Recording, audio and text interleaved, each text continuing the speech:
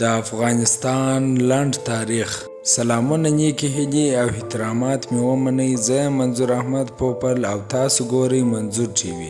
افغانستان 15,000 کلن تاریخ لري. ګرانه ده چې ټول تاریخ ولیکو، خو دلته به ډېرې مهمې پوښتنې په لنډ ډول بیان کړو. موږ دلته د عیسی علیه السلام زېږېدنې نه مخکې او وروسته د اصطلاح په کاروو چې د عیسی علیه السلام د زېږونې مخکې او وروسته معنا لري. د عیسی علیه السلام له زېږېدنې مخکې د 600 او 1500 ترمنځ دې هیواد کې کوچیانو او مالدارانو ژوند کاوه. دا هیواد تل د اسیا د څلور لارې په نوم شهرت درلودی. دا هیواد د عیسی علیه السلام له زېږېدنې مخکې 330 نه تر 600 د داریوش د امپراتورۍ ختیځ ولایتونه وو. له زېږېدنې مخکې 300 او 320 د داریوش د درېیمې امپراتورۍ په پیل کې سکندر کبیر دې هیواد ته راغی او د 3 کالو لپاره یې بل خپله پلازمینه وټاکله. له زېږېدنې وروسته 48 تر 241 د کوشانیانو پیر وو چې پلازمینه یې په کاپیسا کې وه. د ورېښمو لار په همدغه پیر کې پر افغانستان تېره شوه. دا د یوناني بودایانو د تمدن پیر وو.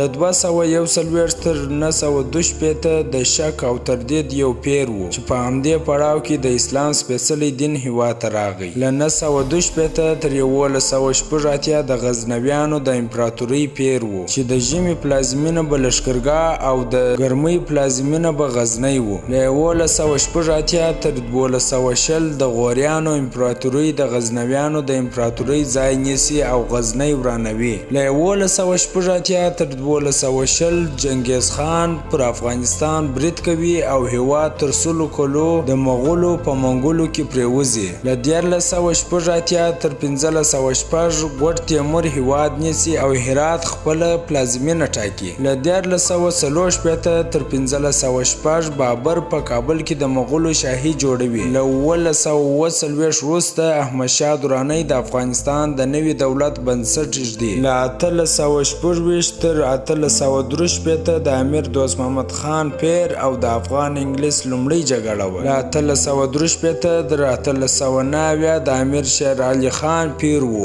له 1880 تر 1890 د افغان انګلیس دویمه جګړه وه. له 1880 تر 1901 امیر عبدالرحمن خان په کابل کې مرکزی حکومت جوړوي. له 1901 تر 1919 امیر حبیب الله خان سوله-ییز حکومت کوي او هیواد پر مخ ځي. له 1991 تر 1990 غازي امان الله خان د عصریتوب پر لور چټک ګامونه اخلي. په دې پیر کې د افغان انګلیس جګړه دې ته لاره هواروي چې افغانستان یو آزاد او خپلواک هیواد په توګه وپېژندل سي. له 1990 امان الله خان د سکاو زوی د اړو دوړ په پایله کې هیواد پرېږدي. له 1990 تر 1963 نادرشاه ګډوډۍ او انارشۍ پای ته رسوي. له 1963 تر 1973 ظاهرشاه د خپل پلار نادرشاه تر مرګ وروسته د هیواد د چارو واګۍ په لاس کې نیسي او هیواد د ثبات او پرمختګ پر لور بیایي. له 1973 تر 1978 د 80 کلنۍ پاچاهۍ وروسته د ظاهرشاه د تره زوی سردار محمد داود خان د هیواد د چارو واګۍ په لاس کې اخلي او په هیواد کې د لومړي ځل لپاره د جمهوریت اعلان کوي. له 1980 وروسته داود خان د یوې پوځي اړو دوړ په پایله کې وژل کیږي او نور محمد ترکی د افغانستان ډیموکراټیک جمهوریت په نوم د هیواد چارو واګۍ سمبالوي. څو میاشتې وروسته نور محمد ترکی وژل کیږي او حافظ لامین ځان د دولت رئیس اعلانوي. له 1990 تر 1990 روسان پر هیواد یرغل کوي او خپل لاسپوڅي ببرک کارمل پر چوکۍ کښېنوي. له 1980 تر 1992 د ډاکټر نجیب الله د افغانستان د جمهوري ریاست دوره وه. له 1990 تر 1992 له 10 کلنۍ جګړې وروسته روسان له دې هیواد وتلو ته اړ کیږي.